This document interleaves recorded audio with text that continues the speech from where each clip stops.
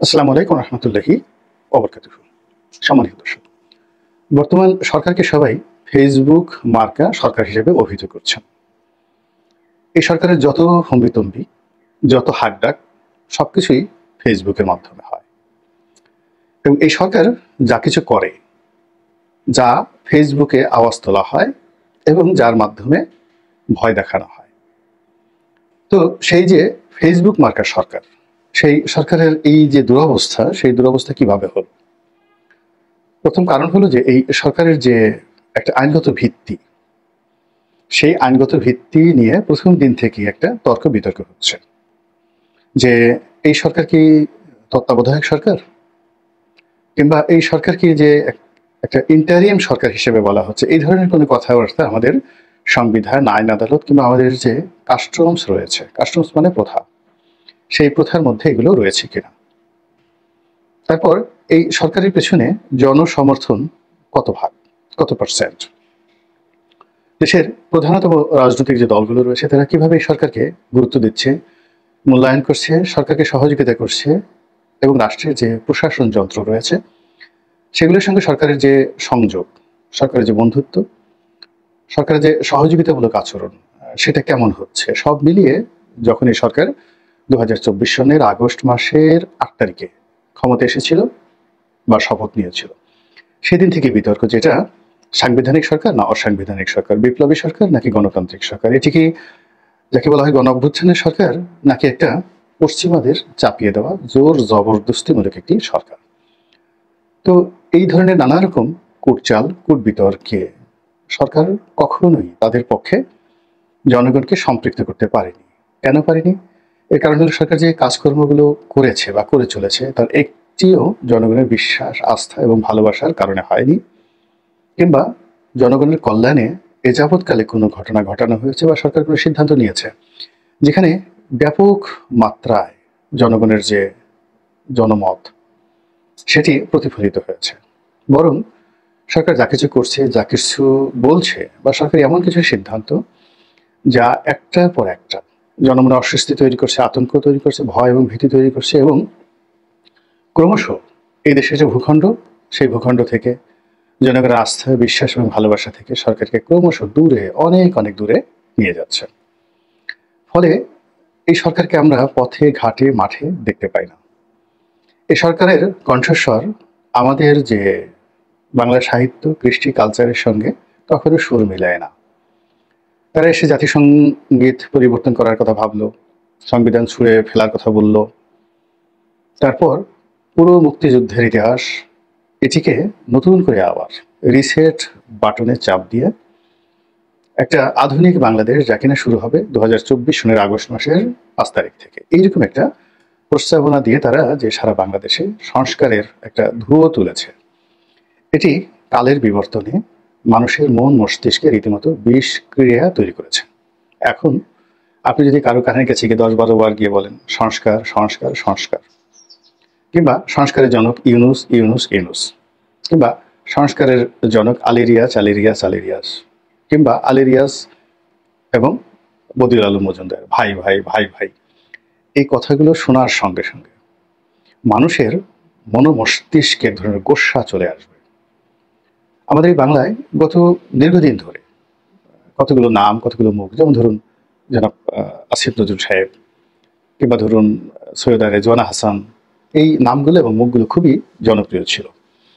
কিন্তু বর্তমান সরকারের কবলে পড়ে এখন তাদের অবস্থা এমন হয়ে গেছেন যে তারা অনেক জায়গাতে মবের শিকার হচ্ছেন, তাদেরকে আটকে রাখা হচ্ছে, তাদেরকে নিয়ে নানা রকম কথাবার্তা বলা হচ্ছে যেটা তাদের সারা জীবন অর্জনকে মাটির সঙ্গে মিশিয়ে দিয়েছে।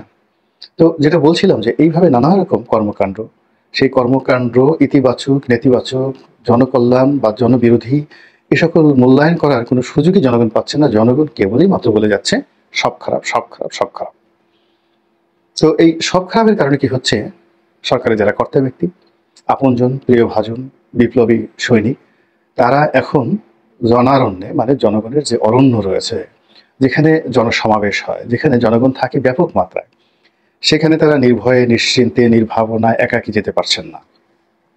তাদেরকে রাষ্ট্রীয় যে পুলিশ, সেনাবাহিনী, বিজিবি, র্যাব, তারপরে সোয়াত, যে একেবারে খুব অত্যাধুনিক পুলিশ বাহিনী গঠন করা হয়েছে, সোয়াত ইয়া মোটা মোটা তাদের মাসেল, তাদের শরীর, অনেক ভারী ভারী অস্ত্র, সেগুলো নিয়ে যে পাহারা দেয় এই সোয়াত বাহিনী, তার সঙ্গে সঙ্গে ডগ স্কোয়াড, সেই ডগ স্কোয়াড নিয়ে তাদেরকে যেতে হচ্ছে বিভিন্ন জায়গাতে।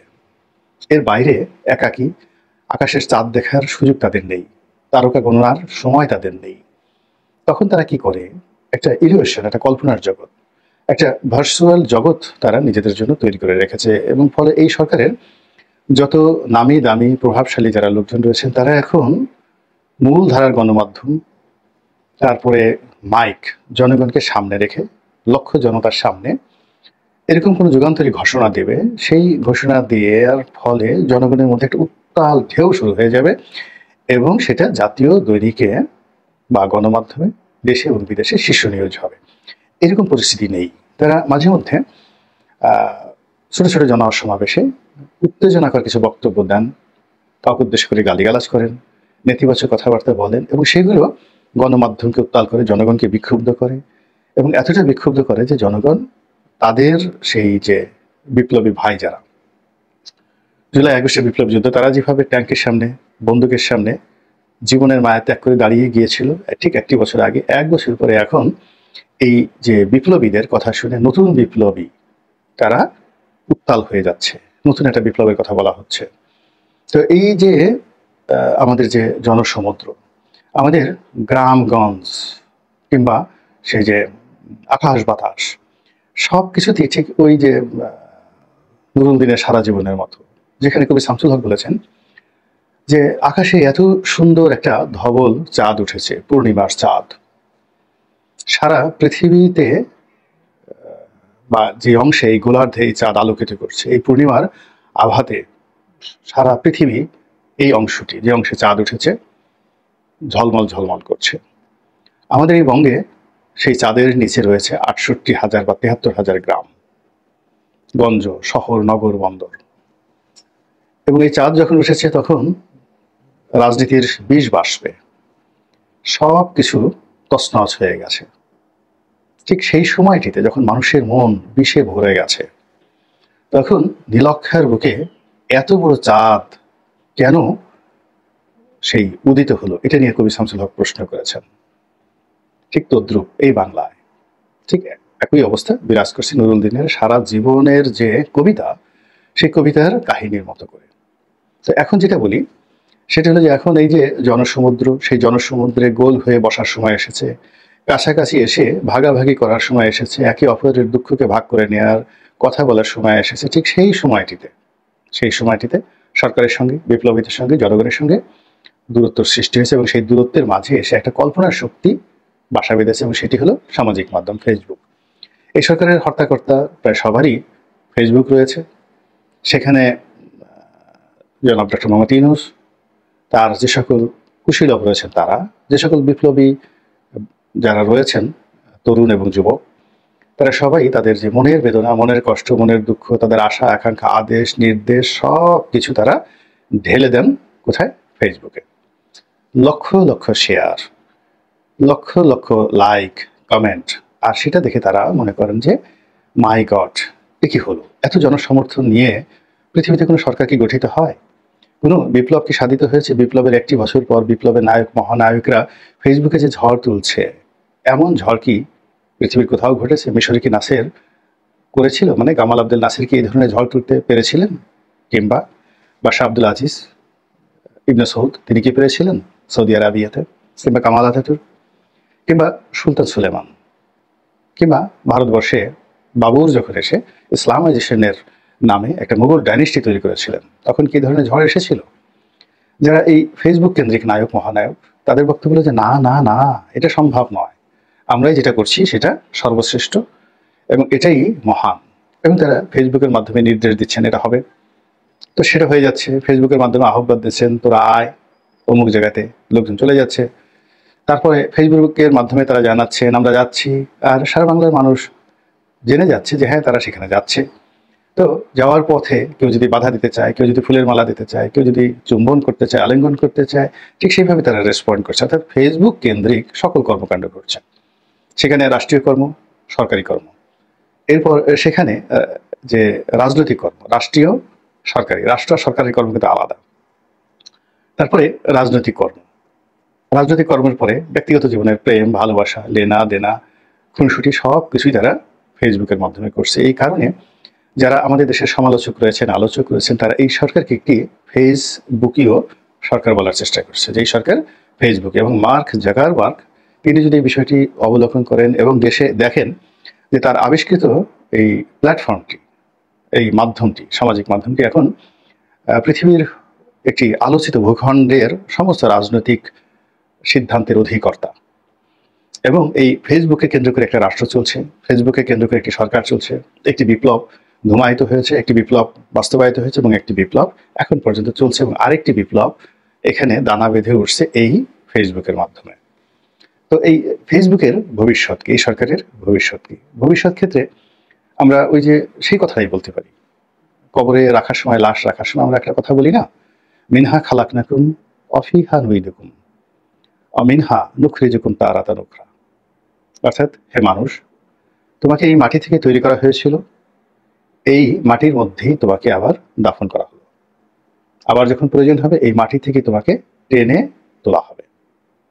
অর্থাৎ এই যে জানাজার যে পরে যে দাফন হয় বা কবরস্থ করা হয়, লাশ রাখা হয়, ওই সময়টিতে যে দোয়া পড়ি আমরা পবিত্র কালামে পাকে, কালামে রব্বানিতে যেটা উল্লেখ করা হয়েছে, সেই দোয়ার মর্মার্থ হলো যেখান থেকেই আপনার শুরু সেখানেই আপনার শেষ হবে।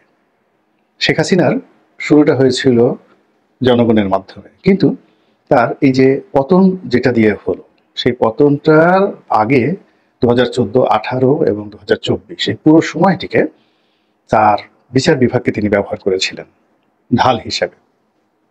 এবং বিচার বিভাগের একটি রায়কে পুঁজি করে পুরো 10টি বছর তিনি জগদ্দল পাথরের মতো চেপেছিলেন পুরো জাতির উপর, এবং সেই বিচার বিভাগের কারণেই কিন্তু তার পতন হয়েছে। এবং দেখুন এই সময়টিতে তার নিয়োজিত বিচারকরা যে বিপদ বিপত্তিতে পড়েছে, পৃথিবীর ইতিহাসে কখনো কোনো বিচার বিভাগ এভাবে অপদস্থ, অপমানিত, লাঞ্ছিত, রুইন মানে ধ্বংসপ্রাপ্ত কখনো হয়নি, যেটি এই গত 10 বছরের কর্মফলে এখন বিচার বিভাগ অনুভব করছে। তো সেই দিক থেকে আপনি যদি ধরেন যে বর্তমান সরকারের উত্থানটি যদি গণমাধ্যম হয়, তারপরে দেশি বিদেশি সংবাদ মাধ্যম হয়, যদি সামাজিক মাধ্যম হয়, ফেসবুক হয়, অর্থাৎ যেটি দিয়ে তারা আজকের অবস্থানে পৌঁছেছে, যেটি দিয়ে তাদের উত্থান হয়েছে, ঠিক সেটি দিয়েই তাদের পতন হবে। আপনি দেখবেন যে হঠাৎ করে বিদেশি গণমাধ্যমে এমন একটা খবর চলে এসেছে, বাংলাদেশি গণমাধ্যমে এরকম একটা খবর চলে এসেছে, কিংবা সামাজিক মাধ্যমে এরকম একটা খবর তারাই করেছে, মানে আমাদের করতে হবে না বা বাইরের কাউকে করতে হবে না, এই সরকারের কর্তা ব্যক্তিরাই করেছে বলেছে। সেটার প্রতিক্রিয়া ঠিক সেই শেখ হাসিনার রাজাকারের বাচ্চা কাচ্চা বা রাজাকারের নাতিপুতি, এই শব্দটা যেভাবে সারা বাংলাদেশকে তোলপাড় করে দিয়েছিল, ঠিক ওইরকম একটা পরিস্থিতি তৈরি হয়ে যাবে এই ফেসবুকের মাধ্যমে। আর তখনই আপনি বলতে পারবেন মিনহা খালাকনাকুম অফিহা নুইদুকুম অমিনহা নুখরিজুকুম তারাতা নুখরা, যদি মনে থাকে। মহান আল্লাহ আমাদের সবাইকে হেদায়েত দান করুন এবং হেফাজত করুন। আসসালামু আলাইকুম ওয়া রাহমাতুল্লাহি ওয়া বারাকাতুহু।